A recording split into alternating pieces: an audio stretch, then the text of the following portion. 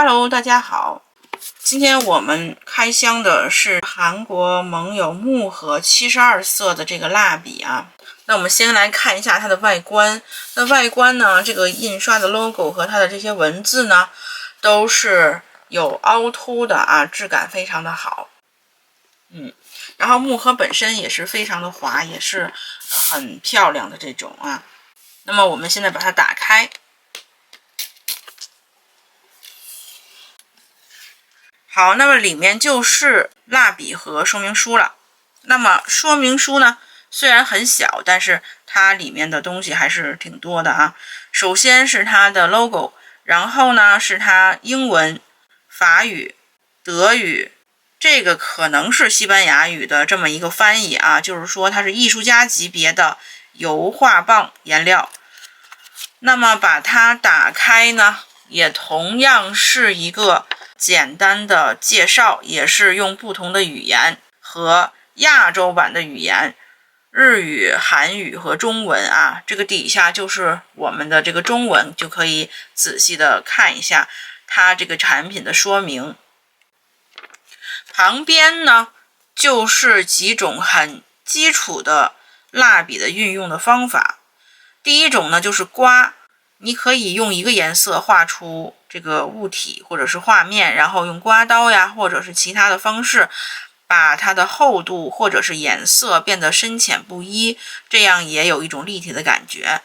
第二种呢是点画法，就是在后期可能需要加重或者是颜色需要叠加的时候呢，可能会运用这种点的画法啊。第三种是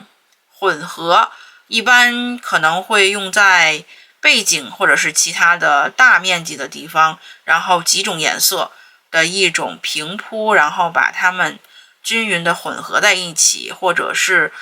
有层次的混合在一起。第四种呢就是覆盖颜色，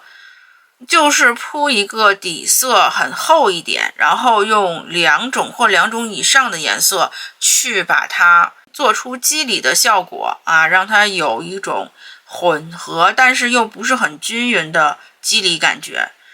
最后一种呢就是层次，一般情况下呢就会用到背景，比如说海洋或者是天空类型的，你画一个渐变的颜色啊，多种颜色，然后用擦笔或者是用手来给它擦匀，形成一种渐变的感觉。那么底下这个地方呢，就是简单的介绍了一下它产品的一些东西啊，这个是12色，这是24色。36色、48色和72色，我们这个就是72色，但是我在网上有看到还有更多的颜色也是木盒或者是纸盒的。OK， 那么它的反面呢？反面就是一个色卡，它也是这边是它的颜色啊，然后中间是它的颜色的号码，比如说以后你如果哪个颜色缺少了，你可以按照这个号码去买相同的颜色，是不是它的色号？然后呢，最后是它的一个英文的一个颜色的说明。那我呢发现了它英文的底下会有一些圆圈里边有一些数字啊，有多有少不同的数字。我查了一下也没有查到是为什么。这个是什么东西我也不知道啊，如果要是有知道的小伙伴可以留言告诉我。然后它底下就是有一个简单的说明，说这个只是印刷品，然后它只是一个展示，仅供参考颜色的这么一个色卡啊。所以说我们就要一会儿的话来做一个真正的色卡，然后呈现出来的颜色跟印刷出来的肯定是不一样的。OK， 那这就是一个简单的说明书。那么下边呢就是它整体的蜡笔颜色，然后按照顺序它也是排的颜色也是渐变和冷暖的一个颜色啊，这边暖色，这边蓝色系，是不是紫色系，这边绿色，这个冷色系啊都是，然后这边是灰色系，是吧？也是非常的好看。那我们拿出一个蜡笔来看一看啊。那它首先呢也是它的 logo， 这边呢是它的色号218，然后呢这边是它的一个颜色的一个英文的说明，其他的就没有什么，这底下有它的网站啊。然后它的外观呢，这个地方纸做的呢可以说是一般吧，因为我在其他品牌里有看到一些蜡笔，它会做成虚线型好撕的这种状态的这种纸，这样的话呢，你使用之后你一撕，它就是一圈，就比较方便，我个人觉得啊，但是也不影响它的使用，它的饱和度跟颜色也是非常漂亮的。然后要注意的是，油画棒重彩呢，它是非常软的，千万不要把所有的纸，就是外边的这个纸膜给它撕下来。如果你都给它撕下来的话，它的蜡笔互相碰撞，它就会非常脏，然后手也非常脏，你画的时候也会非常脏。你看稍微一碰，它就会特别容易上色的这种特别软的这种重彩啊，所以说千万不要给它撕下来，然后你用一点，然后你就可以撕下一点，一点点的撕，这是最好的。如果它要是有一点，比如说中间这个地方开了呀，或者是其他的原因，你也要用胶带给它稍微的绑一下就 OK， 要保持它你手握的这个纸的地方呢，它要是干净的，有一个和蜡笔隔开的这么一个状态，要不然的话，你的画面，你的这个蜡笔的色盒，你的手就会非常非常的脏啊，就没有办法去画了。OK， 这就是一个简单的介绍。那么我呢，已经自己做出了色卡的格子啊，然后也写出了它的色号。我是按照这个盒子上的颜色去做的，我觉得这个盒子颜色还蛮好看的。然后如果你要是把它放在这个前边的话呢，颜色的对应的感觉，视觉上也是比较完美的啊，所以我就按照它的颜色去做。那么现在呢，我们就要开始做色卡。看一看它在水彩纸上的这个呈现的颜色是什么样的感觉。好，那么现在我们开始来做色卡。蜡笔的色卡呢，我个人觉得它不能像马克笔或者是其他颜色做色卡一样，我会用蜡笔从前到后的涂，再用擦笔去擦掉后边的一部分，这样我们就能看出来蜡笔的颜色的一些变化啊。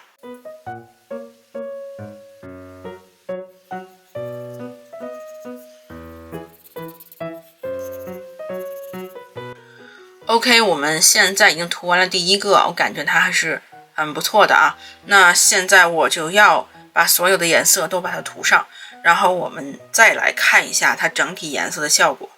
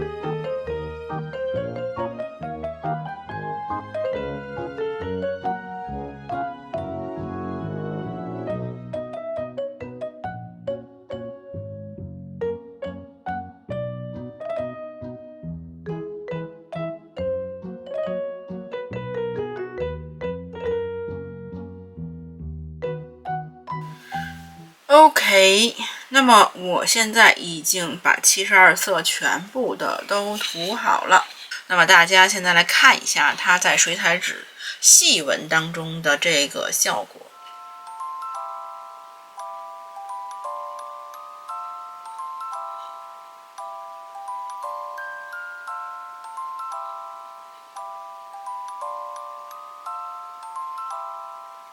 那么它的饱和度，我觉得还是非常的不错的啊。无论是前边还是后边渐变的颜色呢，让我感觉我在涂的时候就特别像吃那种牛奶巧克力的感觉，非常的丝滑。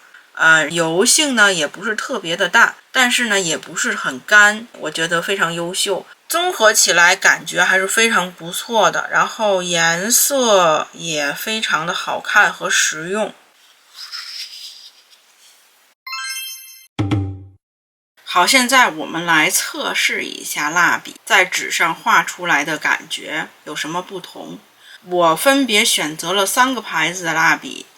第一个是丹可林的蜡笔，第二个是马蒂尼的蜡笔，第三个就是我们今天开箱用的这韩国盟友艺术家的蜡笔。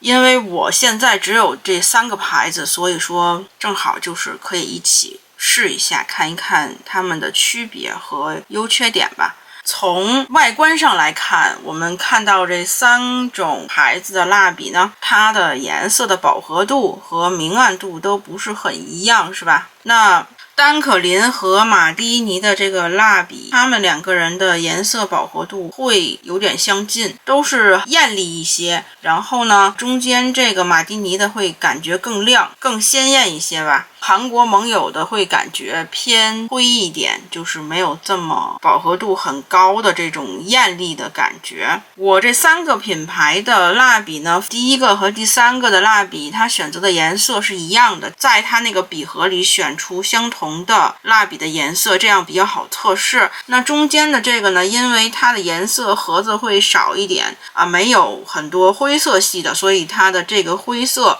这个灰蓝是没有的，然后还有这个肉色，这个黄色也是没有的，所以它会稍微有一点变化，其他的都应该是差不多的。同样呢，我也是剪裁了3张纸，就是用我平时绘画纸的这个剩下的纸条，然后可以去做色卡。我会用3种不同的方式来测试这个3款蜡笔，是分别用刮刀、擦笔和蜡笔的这个绘画方式，还有就是用彩铅和蜡笔的绘画方式，最后呢是用蜡笔和油的这种混合的这种方式来测试一下。那么现在我们就开始来测试第1种方法。我们先做一些最基础的一些蜡笔的涂抹方式。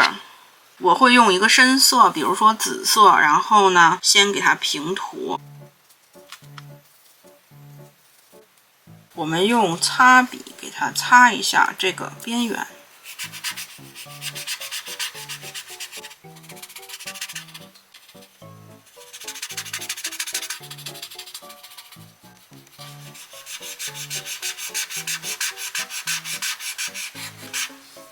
然后用一个浅的颜色来给它在上面有一个叠加，看它的颜色覆盖力是不是很好。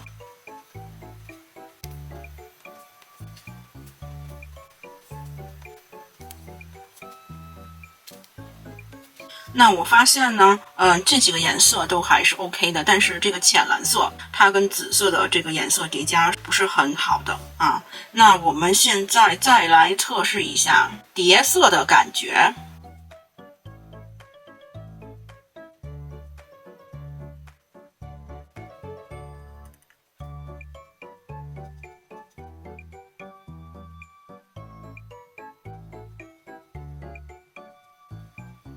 然后我们用擦笔再给它擦一下。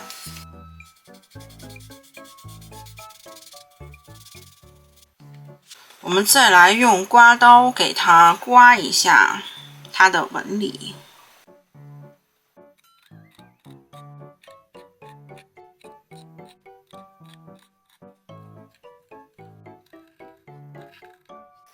然后我们来给它随意的画一些线条和一些圈圈啊，或者是一些重的线条。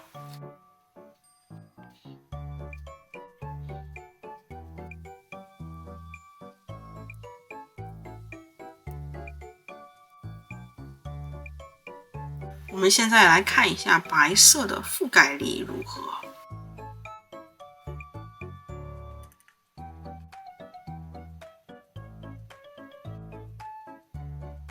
最后我们来用刮刀或者是厚涂的方式来画出它肌理感，看它的厚重感跟叠加的感觉。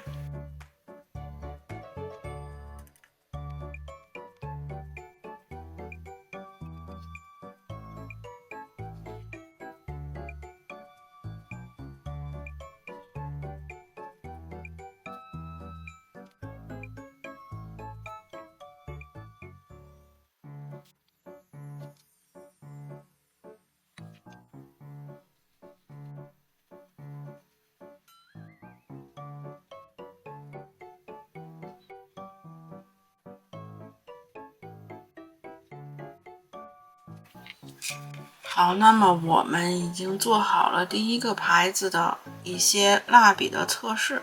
现在来做第二跟第三个。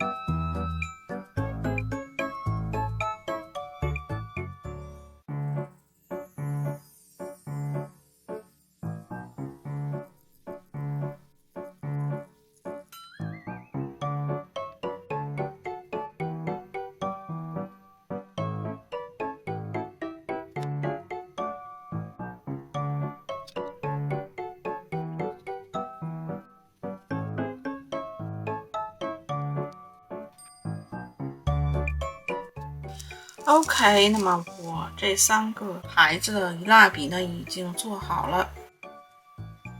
好，现在我们要用彩铅来测试一下跟蜡笔融合的感觉。那我也选择了3种不同的彩铅。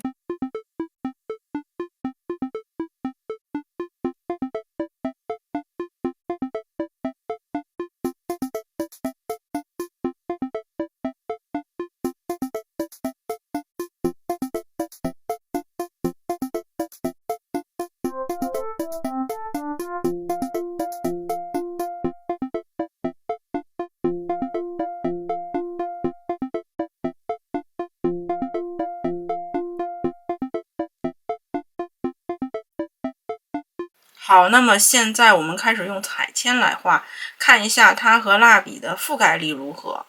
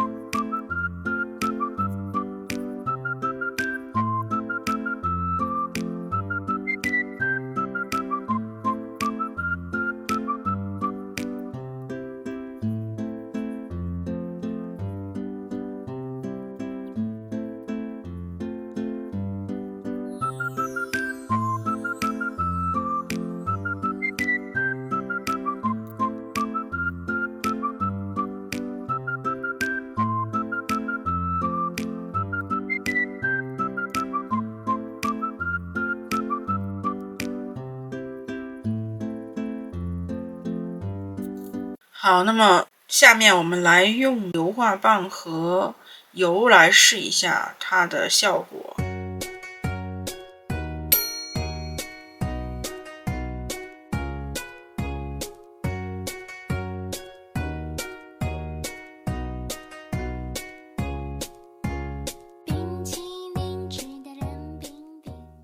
好，那么现在我们要用一支笔，我用的是这种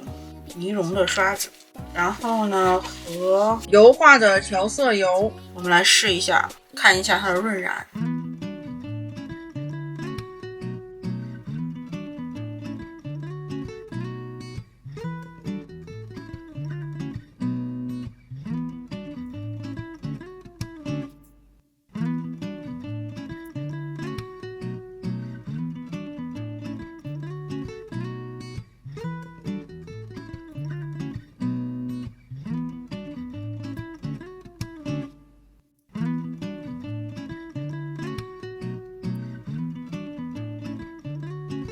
那我们呢，再把这几个颜色给它混在一起，看它的感觉是如何的。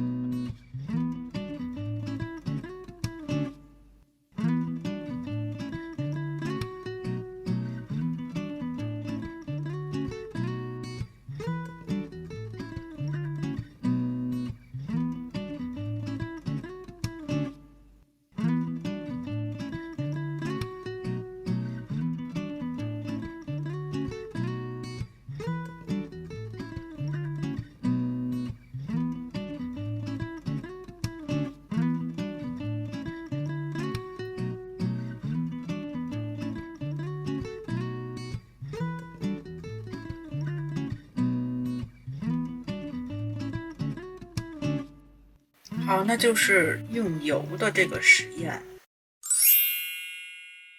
现在我们来总结一下，我们来先看一下，我个人觉得单可林的蜡笔它的覆盖力会比较强。如果你要是画一些简单图案的，比如说肌理画呀，或者是说这种很厚重用刮刀画出来的蜡笔画，我觉得用它还是很不错的啊。它颜色与颜色的覆盖力，包括白色也是比较好的，然后它是比较厚的。那马蒂尼呢，它的覆盖力没有刚才的单可林好，但是呢也还可以，油性也是比较大，画一些正常的蜡笔也是可以的。但是它的白色没有刚才的覆盖力会更好，颜色的话呢可能要比单可林的颜色要更优秀一点，因为你可以从它们的渐变看出来，它的颜色虽然很油，但是它互相不是很脏。单可林的这个它就会变得很脏，包括这个黄色的这个颜色，然后呢它的黄色我不知道在镜头里能不能看得到，马蒂尼的颜色的黄色会更加好看一点，然后它的颜色你看紫色也是，它的颜色会更加马卡龙一点颜色吧，这个就看大家的个人喜好了。如果你是初学者或者是小朋友的话，用是没有问题的。那最后我们来看一下这个我们今天主要测试的这款韩国盟友的艺术家级的蜡笔。它的蜡笔综合起来颜色是非常的棒的，它的饱和度包括颜色和颜色之间的过渡也是非常好的，然后也很干净，因为它本身它的蜡笔就不是很油性，所以它不会像刚才那两款蜡笔一样容易脏。但是它颜色的覆盖力很一般，有的颜色可以覆盖得很好，但有的颜色尤其是浅色系就很差了。白色它的覆盖力也不是很优秀。那第二组呢，我们也是用不同的彩铅然后来给它用不同的颜色，深浅的颜色，我们来看一下它的覆盖性。同样也是单可林的颜色会更加容易脏，因为它比较厚，你看它的侧面，我已经用笔刷扫了一下，它还是会有一些蜡笔的一些屑在里边。那你画这条横线来回来去画的时候，它由于太厚，所以它就会脏，这个没有办法避免。马蒂尼呢也同样是如此，它的油性其实要比单可林可能差不多，也可能稍微再油润一点，因为它不会很厚，但是它同样很油。那你看它的黄色是不是那也会非常非常的脏，因为黄色跟绿色在一起它很容易脏嘛，如果它跟浅色系还好，所以说它在来回画的时候黄色就能凸显出来很脏，那要比单可林的要稍微更严重一点。最后的这个韩国盟友的就相对于说更优秀一点，按正常来讲他们三个应该是排第三的话，它应该会更脏一点，那它就没有出现过这个问题，还是这个原因，因为它不是很油，所以你看它的颜色可能会互相润染，但不会脏，因为它不够油不够厚。它们三个蜡笔的覆盖力都还算可以。从侧面来看，你们来看这两个深色系它们刮下去的这个蜡笔的颜料会更多一点，那最后一个它就不会它反而是可能在深色系中呢，彩铅不会说覆盖的特别强烈。那第三个呢，第一个和第二个它们两个差不多然后我个人觉得第二个马蒂尼的会更优秀一点，相比较而言说，因为你看到它油润染的时候，它的颜色还可以画出来很艳丽很正常的颜色，但是单可林的颜色不能混合的特别好，可能就带不出来它自己本身的颜色，也就是说它的颜色真正的颜料可能会放的稍微少一点，而其他的物质可能会多一点。它们两个的价位应该是差不多的都不是属于特别专业的蜡笔，所以说将它俩对比，它会更加好一点。那第三个当然没得说是吧，你价钱花在那里，那肯定是必须盟友是最好的，如果它不好那它就出问题了。那我们看一下它的颜色和油的话呢，也是润染的很不错，它本身的颜色很好的，互相的颜色呢有润染，但也不会把它本身的颜色给它弄脏，相对而言说它的会更好一点。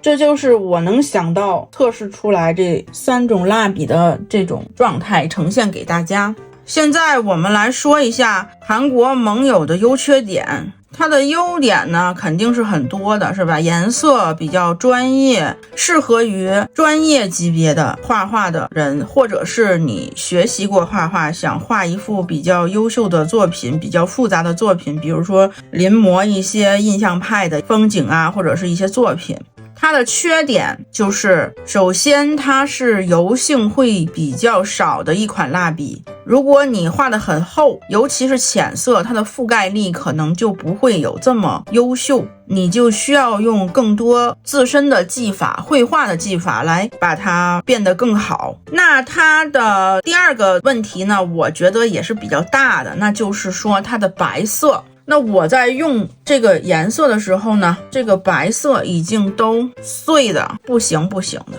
那这个问题就会非常严重了，因为白色在颜料当中的重要位置是不可估量的，画画的人都应该知道这个问题。所以说再加上它用量用的比较大，那我呢就又买了一组白色的蜡笔。我在某宝上只发现了一家店铺去卖它的这个替用装，然后它一买的话可能就是6支这样一个色号的买。那白色是必须要买的，我用这个白色，就是从这里面拿下来的这个白色呢，目前还没有碎。那这支呢是它的原装，我用的会比较不是很 OK， 因为它首先它的覆盖力不好，再加上它容易碎，那我就很烦躁啊。所以我建议这个韩国盟友的这个商家把这个白颜料的问题给它好好的解决一下啊，它是非常重要的问题。